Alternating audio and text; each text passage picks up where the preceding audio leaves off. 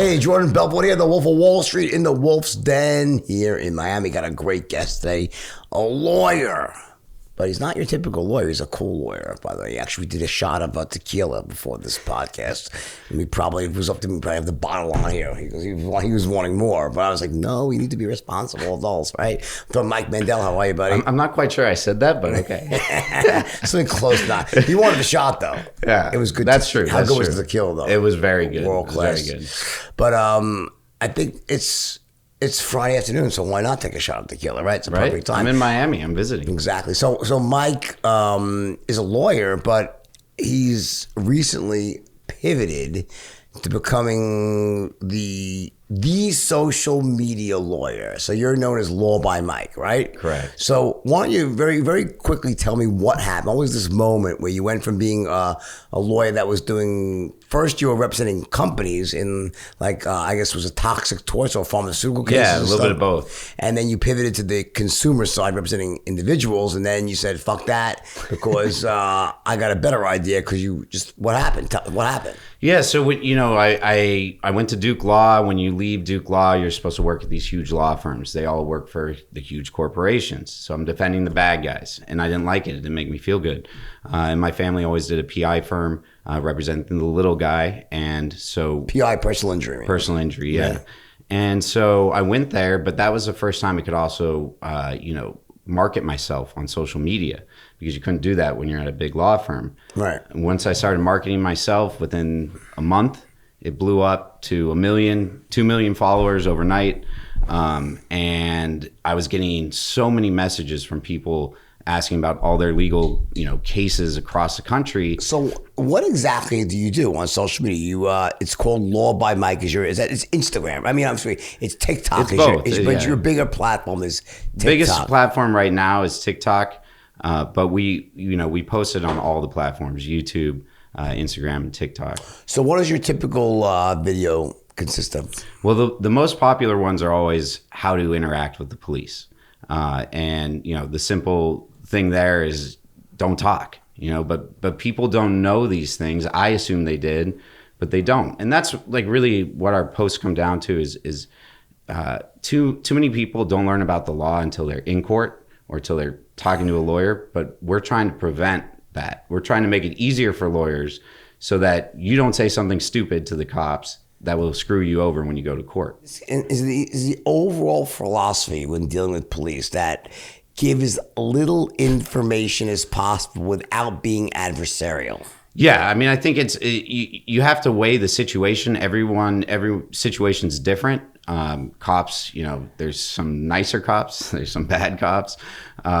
But in general, they're not there to help you, right? If you're a victim, yes, they're there to help you. But any other situation, we just want to talk. No, do not talk to them.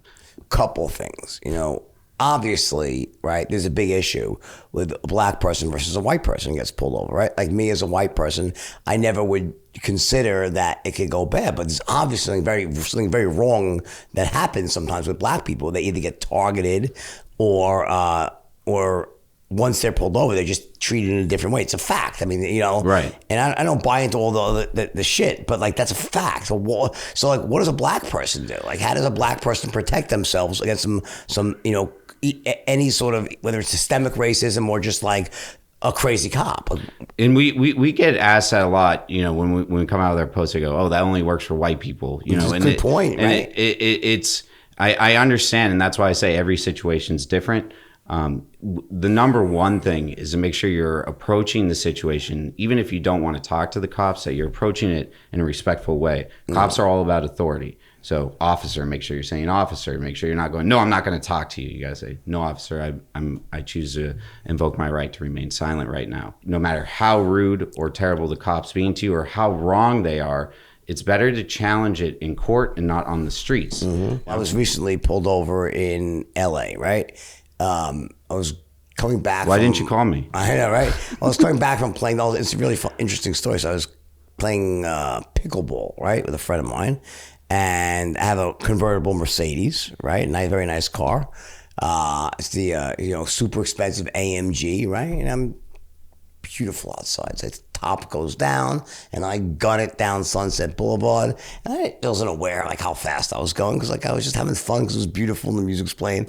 And then I see the fucking motorcycle behind me. Right, so he pulls me over, and guess what? The car's unregistered. But the point is that that's me. Yeah. There are people out there, and like when they get pulled over, they're law-abiding citizens doing nothing wrong because the color of their skin or the car that they're driving in, the neighborhood they're driving in, they're going to get fucked or they have a really high likelihood. So what does that person do? Yeah. So, I mean, in our videos, we always say, invoke the fifth, but like you would never want if a cop goes, what's your name, license, registration? I refuse to answer that question. I want to remain silent. Like, do not do that, please. Again, it's you have to weigh the situation. If the cop's asking, you basically have two options. If you want to fight the ticket, then you want to say, keep it short and no sudden movements, right? No aggression. Even if you're upset about it, be upset about it later. Don't let the cops who already are racial profiling find extra reasons to do something worse to you. So what about you give the cop, you want your wallet here with $100 bill here, keep it there. So yeah, definitely don't do that, Jordan. Jordan, I definitely don't think that's a good idea. Yeah.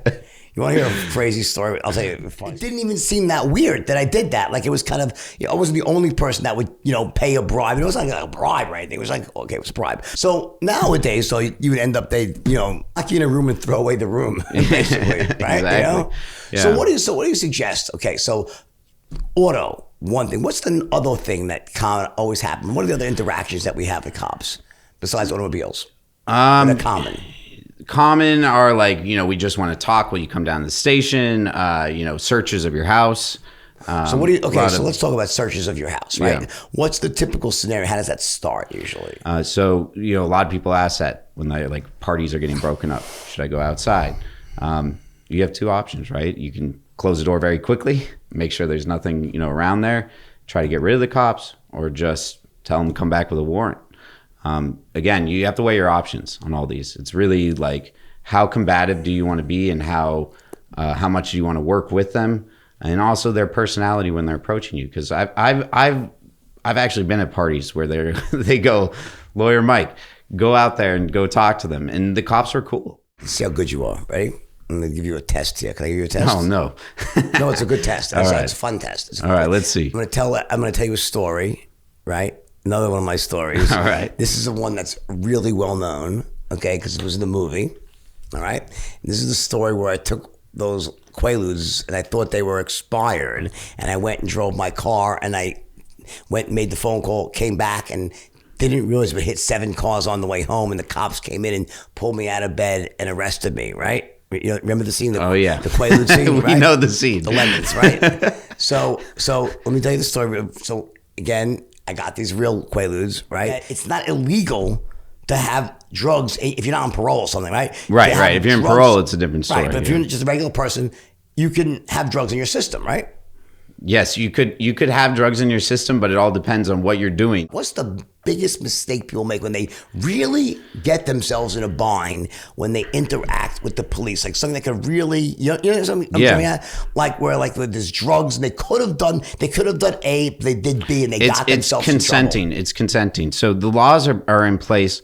Our Constitution has, protects your right against improper search and seizure, and you give up that right when you say yes. So that is the single biggest mistake, because otherwise the cops have to have all these different reasons to search your house, to search your car, to search your person.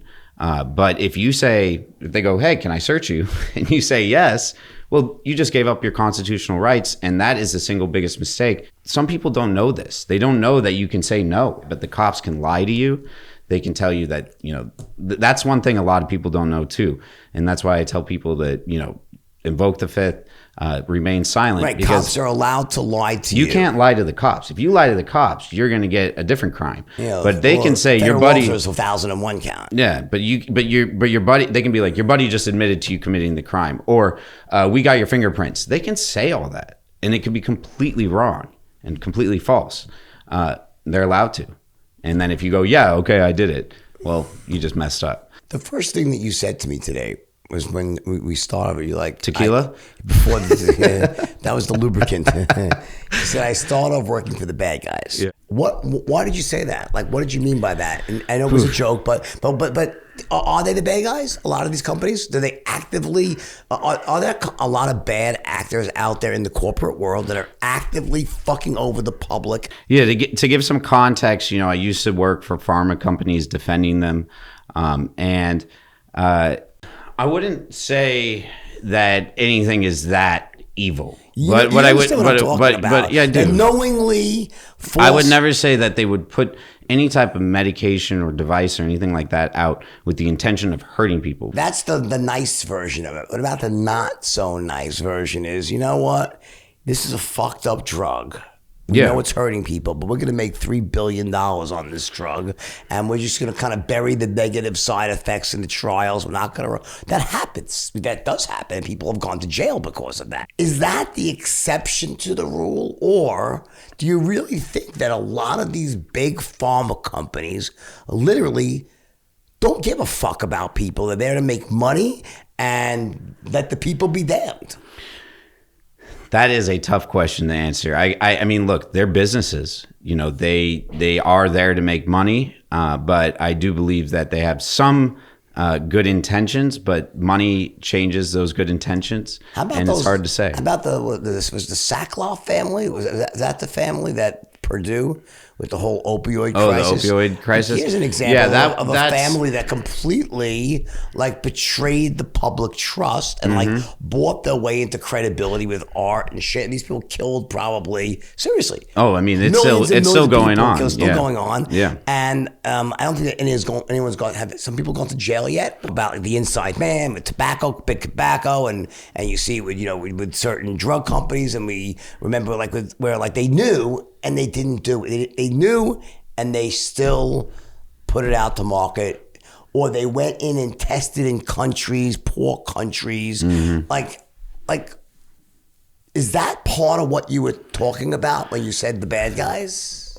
I mean, the opioid crisis is a unique situation, and honestly, in my just personal belief, they made a synthetic heroin drug, and the way that some of these companies promoted it, that is what was really evil. Sure. There's stories of strippers being used to promote it to doctors. Legitimate need for some of these stronger pain medicines for people who are really suffering. But the problem comes with the overprescription by doctors who are influenced by some of these pharma companies to sell that product, that they'll get some type of benefit or whatever it may be.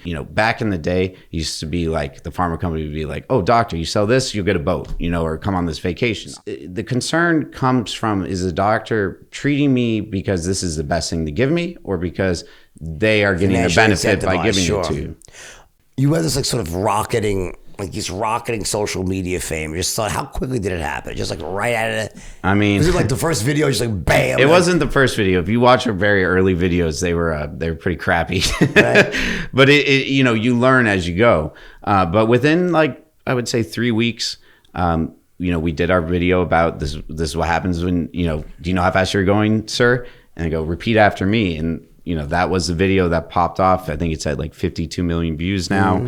And we, within a couple of hours, it was 1 million followers. And then I woke up the next morning, it was 2 million. And we realized we were onto something. And also, there's a lot of professionals out there that are trying to use social media. And so we have a course coming out. Right. And if they want to, have special access to that course, we're going to give your audience 50% off. And they just have to go to Leads by Mike, not Law by Mike, but Leads by Mike. Awesome. And show people how to use social media like we did, and make it engaging and help them out. But that's one aspect that we're doing. But as a cause of all this social media, we get a lot of people asking for legal help, and so you refer them out. We work with other lawyers. We actually don't just purely refer the case out. I stay on the cases and make sure that lawyer's doing the right job, and also giving legal strategy to it, as well as talking to the clients. But it's one thing I've realized, and I've always known this being in the law field, just like doctors, you don't know who a good doctor is. You can't go on Yelp and go find a good doctor, right? And no one even like trusts what those stars are anymore. But you do trust the doctor you already trust for the next doctor, right? And so that's kind of what we've established, because over this last year, I know who the good lawyers are, throughout this country, and I work only with them, because every work they do with me comes back on me as well. So I mean, it's my reputation, and it's hard for the general public to know who. You see all those billboards, like what lawyer are you supposed to hire? Yeah. Awesome. What is your on Insta? What's your hand? Is it Law by Mike? Law by Mike. And on YouTube? Law by Mike. Instagram? Law by Mike. Law by Mike. All right, well, Mike, it's been honestly a pleasure. It's been fun.